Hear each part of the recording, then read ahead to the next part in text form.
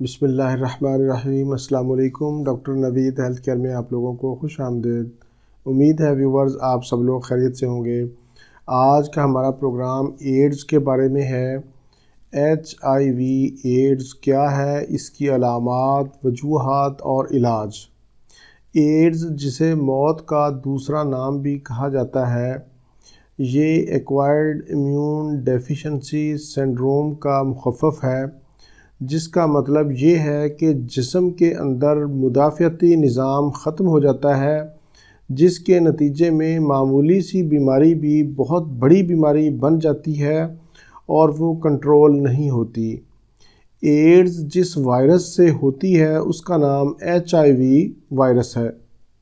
آج کے پروگرام میں آسان اور مختصر بتانے کی کوشش کروں گا تاکہ عوام میں آگہی پیدا کی جا سکے اور اس موذی مرض سے بچا جا سکے۔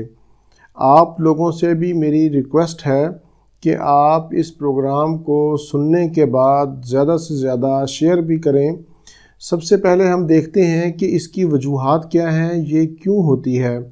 اس کی وجوہات میں سب سے پہلے نمبر پر ایڈز سے متاثرہ مرد یا عورت سے جنسی روابط رکھنا، متاثرہ شخص سے خون لینا، ایک ہی سرنج کو بار بار استعمال کرنا۔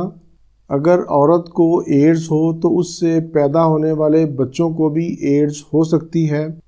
مرض کے پھیلاؤ میں لا علمی بہت بڑا سبب ہے۔ ابھی حال ہی میں جدید تحقیق کے دوران جلال پور جٹا کے قریب ایک چھوٹے سے گاؤں میں 75 مریضوں کا انکشاف ہوا اور چنیوڑ کے ایک گاؤں میں 40 سے زائد مریض تشخیص کیے گئے۔ ان لوگوں کو معلوم ہی نہیں تھا کہ وہ کس بیماری میں مبتلا ہیں۔ وہ لا علمی میں دوسروں کو بھی یہ موذی مرض منتقل کر رہے تھے۔ اس کے علاوہ حجام کے اوزار، ڈینٹل ڈاکٹروں کے اوزار ٹھیک طرح سے اسٹرلائز نہ ہونا، یہ اس کی اہم وجوہات ہیں۔ یہاں پر میں ایک بات کی وضاحت کرتا چلوں کہ متاثرہ شخص سے بات کرنے سے، اس کو چھونے سے یا اس کی استعمال کردہ چیز کو ہاتھ لگانے سے یہ وائرس جسم میں داخل نہیں ہوتا۔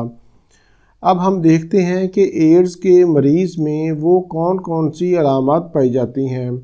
شروع میں معمولی زکام ہوتا ہے جس پر مریض توجہ نہیں دیتا اور وہ زکام آہستہ آہستہ برسوں تک محیط ہو جاتا ہے اور وہ ٹھیک نہیں ہوتا۔ مریض کا وزن کم ہو جاتا ہے۔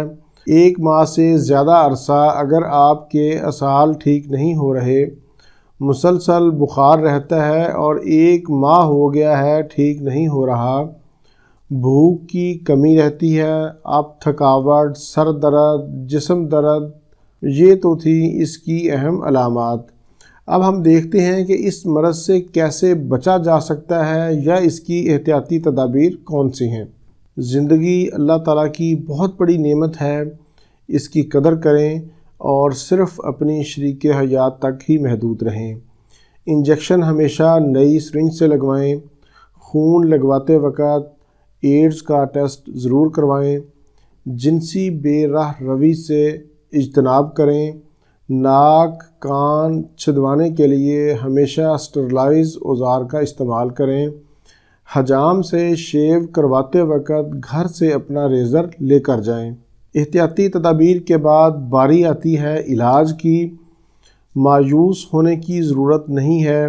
آج کے سائنسدان اور ڈاکٹر یہ کہتے ہیں کہ ایڈز لا علاج مرض ہے، لیکن انشاءاللہ کچھ عرصہ بعد یہی ڈاکٹر اور سائنسدان کہیں گے کہ یہ مرض 100% قابل علاج ہے۔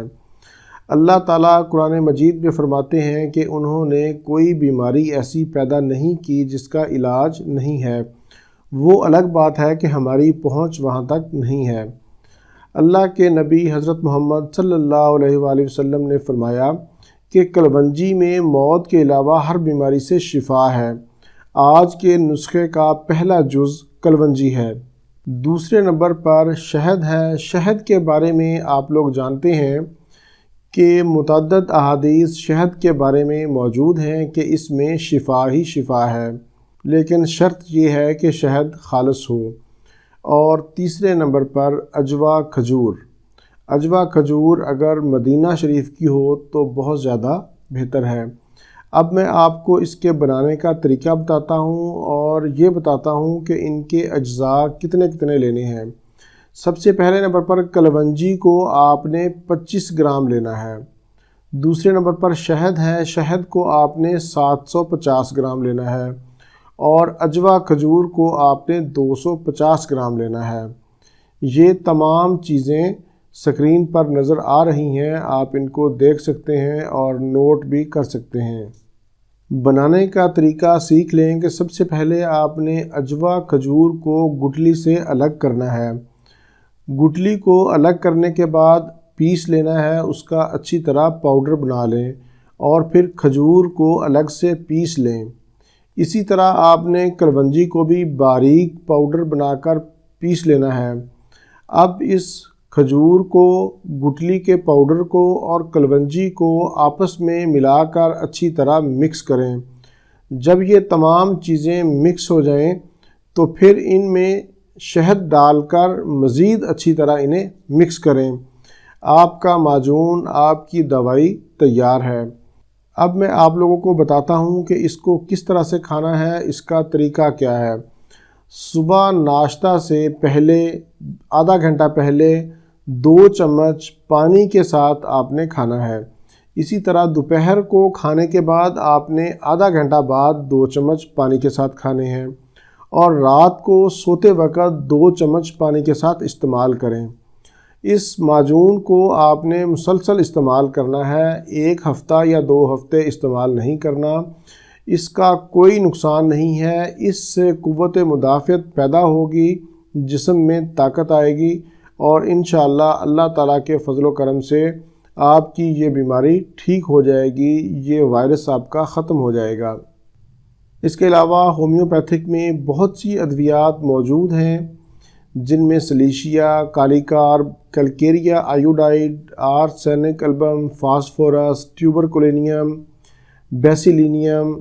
اس کے علاوہ اور بھی بہت سی ادویات ہیں جن کو علامات کے مطابق ڈاکٹر کے مشورہ سے استعمال کریں تو انشاءاللہ 100% کامیابی ملے گی۔